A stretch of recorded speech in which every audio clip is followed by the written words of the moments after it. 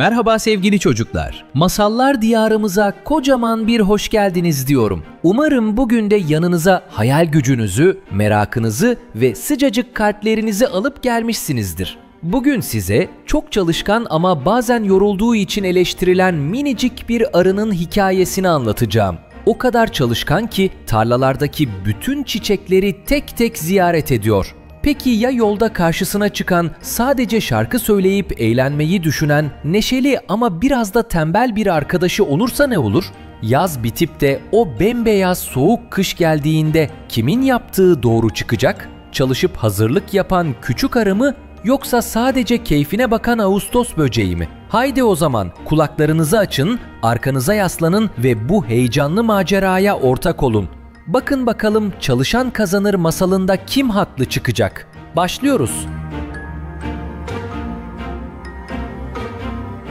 Çalışkan arı bütün arkadaşları tarafından çok seviliyormuş. Her gün daha güneş doğmadan işe çıkarmış. Kırlarda ne kadar güzel kokulu çiçek varsa hepsini tek tek ziyaret edermiş. Küçük arı yorulmak nedir bilmezmiş. Bazen kovana geç kaldığı bile olurmuş. Annesi bu duruma endişeye kapılırmış. "Biraz az çalış," dermiş arkadaşları. Çalışkan arı arkadaşlarını dinlemezmiş. Onlara hep dudak bükermiş. "Allah bizi çok çalışmak için yarattı. Biz çalışmazsak bizim yerimize kim çalışır?" diye cevap verirmiş. Bir gün yine çalışkan arı erkenden kovandan çıkmış. Uzak bir tarlaya doğru uçuyormuş. Yolda gördüğü çiçeklerden de bal yapmak için kendine lazım olan maddeleri topluyormuş. Çalıların ortasında birden çok güzel bir gül görmüş. O kadar güzel bir görünüşü varmış ki hayret etmiş. "Allah Allah, uzun zamandır buralardan geçtiğim halde böyle güzel bir gülü ilk defa görüyorum." Hemen kanatlarını kısıp inişe geçmiş. Bir uçak gibi süzülmüş. Tam çiçeğin tepeciğine oturuvermiş. Kokusunu derin derin çekmiş içine. "Oh, kokusu da kendisi kadar güzel," diye söylenmiş. Allah ne güzel güller yaratmış dünyada. Hemen emmeye başlamış. Böyle değişik bir madde kovana gidince kim bilir annem nasıl sevinecek? "Arkadaşlarım kıskançlıktan çatlar mutlaka," diye geçirmiş içinden. Bir yandan bunları düşünüp keyifleniyor, bir yandan da emmeye devam ediyormuş. Birden yanı başında tatlı bir şarkı sesi duymuş. Kulak kabartmış, ses o kadar güzel çıkıyormuş ki işi gücü bırakıp dinleme arzusu veriyormuş. Çalışkan arı bu hissi hemen içinden atmış. "Ben çalışmak için çıktım. İşimi beceremezsem benim arılığım nerede kalır? Hep arkadaşlarım alay eder. Bana beceriksiz derler," diye düşünmüş. Hemen bu tatlı şarkı sesini dinlememeye karar vermiş. İşine koyulmuş, az sonra şarkı sesi birden kesilmiş.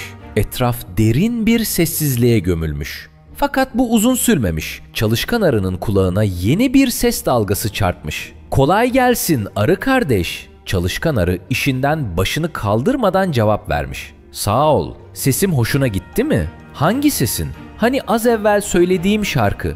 "Ne güzeldi, değil mi kardeş?" "Evet, güzeldi. Onu sen mi söylüyordun?" Sesin sahibi gururla cevap vermiş. "Elbette. Benden başka öyle tatlı sesi olan bir yaratık daha yok ki. Bana Ağustos böceği derler. Yaz boyu tatlı sesimle durmadan şarkılar söylerim." Küçük çalışkan arı bir müddet işine ara vermiş. Şu budalaya bir ders vermek istiyormuş. "Kendine gel arkadaş," demiş. "Bir kere bu ses sana Allah tarafından verildi. Benim güzel sesim var diye övünmeye hakkın yok." Ağustos böceği hayretle küçük arıya bakmış. "Çok dindarsın galiba." "Ne sandın ya? Allah'ın verdiği nimetlere şükredecek yerde nankörlük mü yapacaktım?" Ağustos böceği tuhaf bir şey söylenmiş gibi bir kahkaha atmış. "Çalış, çalış, çalış. Hiç rahat yok mu size bu dünyada? Allah çalışanları sever." Ağustos böceği bu cevaba dudak bükmüş. "Gülerim aklına. Çalışmıyorum ama herkesi güzel sesimle neşelendiriyorum. Allah beni niçin sevmesin?" Arı hayretle bakmış. "Ötmekten başka bir iş yaptığın yok mu sahi?" "Yok." Kışın ne yiyorsun?" "Oho, kışa daha çok var. Allah kerim o zamana kadar. Ben senin gibi enayi miyim böyle güzel yaz günlerini çalışarak geçireyim? Oturup şarkı söylemek varken olacak şey mi bu? Hem siz insanoğlu için çalışıyorsunuz. Bu enayiliktir. Bu kadar çalışıp çırpındıktan sonra yaptığınız balı onlar alıyor. Çalışkan arı bu zavallı akılsız böceğe kızmaktan çok acımaya başlamış. Biz çalışıyorsak hem insanlara hem kendimize faydamız dokunuyor. Kışın barınabileceğimiz tertemiz ve sıcacık bir kovanımız oluyor. Bütün aile orada rahatça kışı geçiriyoruz. Ya senin şarkılarının, türkülerinin kime faydası dokunuyor, kimin karnını doyuruyor? Ağustos böceği yine aldırmamış. Diye alay etmiş. Küçük arı iyice kızmış sonunda. Git buradan rica ederim diye bağırmış. Beni meşgul etme. Zaten yeteri kadar zaman kaybettim. Ağustos böceği yine gülmüş. Enayiliğine doyma sen emi. Böyle güzel günlerde çalışmak hangi akla sığar? Diyerek çalışkan arıyı bir kere daha küçümsemiş. Kibirli kibirli kanatlarını çırparak uçmuş. Yüksekçe bir dala konmuş. Tekrar şarkılarına devam etmiş. Kış gelsin de görürsün gününü diye söylenmiş çalışkan arı. Tekrar işine gömülmüş. Ağustos böceğinin şarkılarını duymazlıktan gelmiş. Aradan tam 6 ay geçmiş. Soğuk her tarafta şiddetini göstermiş. Yağan kar dünyayı beyaz bir kefen gibi sarmış. Sıcacık kovanda neşeli neşeli sohbet ediyormuş arılar.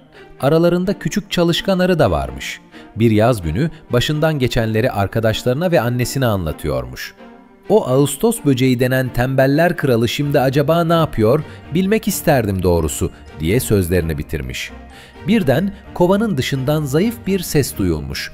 Bütün arılar bu titrek ince sese kulak kabartmışlar.